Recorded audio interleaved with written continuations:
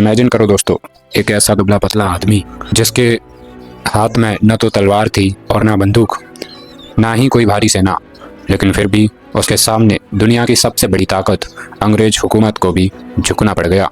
जी हाँ, उसने करोड़ों लोगों को आज़ादी की लड़ाई लड़ना बिना हथियार के सिखा दिया।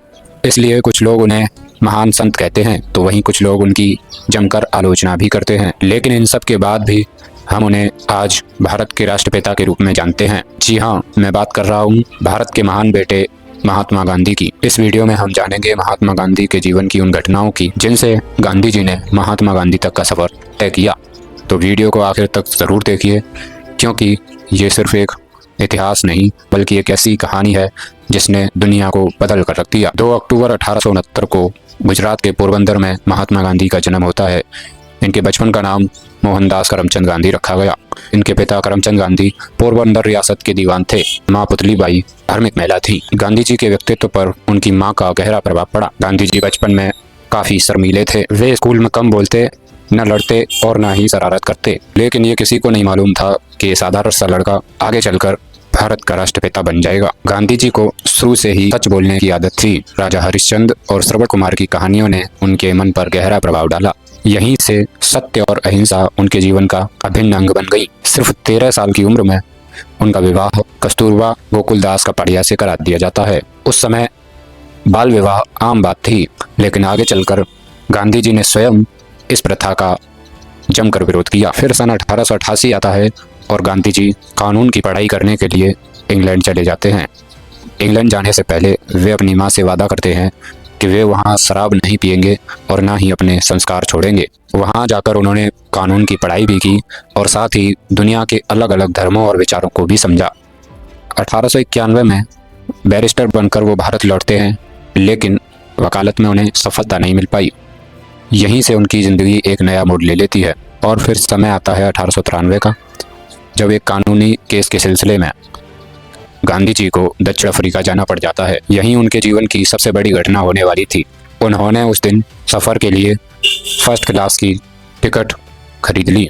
फिर भी केवल एक भारतीय होने की वजह से एक अंग्रेज अधिकारी ने उन्हें ट्रेन से बाहर फेंक दिया।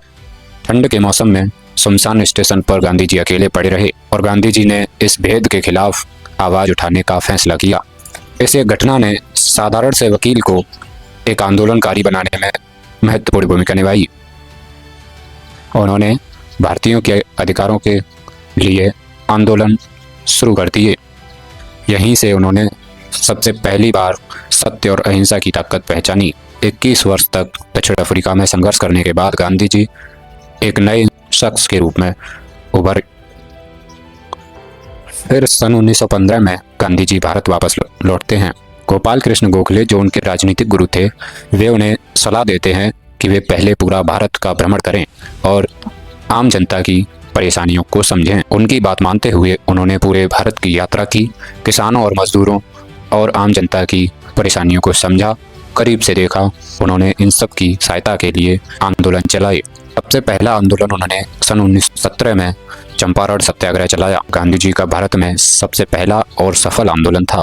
इसके बाद उन्होंने खेड़ा सत्याग्रह, अहमदाबाद मिल मजदूर आंदोलन चलाए। फिर आता है समय 1920 का। 1920 में असहयोग आंदोलन चलाया। लाखों लोगों ने सरकारी नौकरी, अंग्रेजी स्कूल और विदेशी वस्तुओं का बहिष्कार किया। 1930 में उन्होंने दांडी मार्च शुरू किया।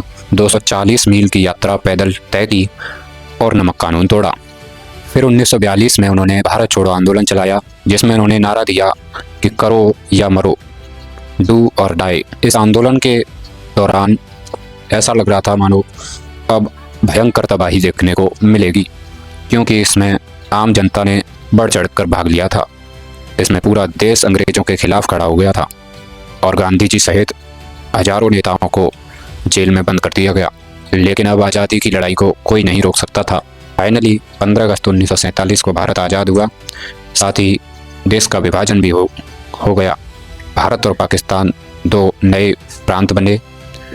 लाखों लोगों को बेघर होना पड़ा, हजारों लोग मारे गए। यह गांधी जी के जीवन का सबसे दुखद समय था।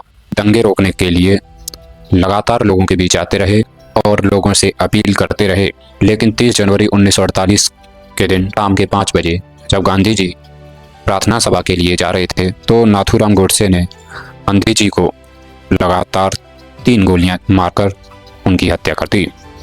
गांधी जी की मृत्यु के समय उनके मुख से केवल 2 शब्द निकले और ये शब्द थे, हे राम। तो ये कहानी थी महात्मा गांधी की। महात्मा गांधी केवल भारत के नेता नहीं थे, कहा जाता है मार्टिन लूथर किंग और नेल्सन मंडेला और इसी प्रकार के दुनिया के कई बड़े नेताओं ने उनके विचारों से प्रेरणा ली और आज भी उनका संदेश उतना ही प्रासंगिक है, सत्य, अहिंसा और मानवता। आज गांधी जी हमारे बीच नहीं हैं, लेकिन उनके सिद्धांत आज भी दुनिया को रास्ता दिखा रहे हैं। अगर आपको ये वीडियो पसंद आई तो वीडियो को लाइक ज़रूर करें। अगर आपको ऐसे ही भारतीय इतिहास के अनसुनी स्टोरीज सुनना पसंद हैं तो चैनल को सब्सक्राइब करें और बेल आइकन दबाना बिल्कुल ना भूलें। कमेंट में अपना फीडबैक ज़रूर देकर जाएं। धन्यवाद।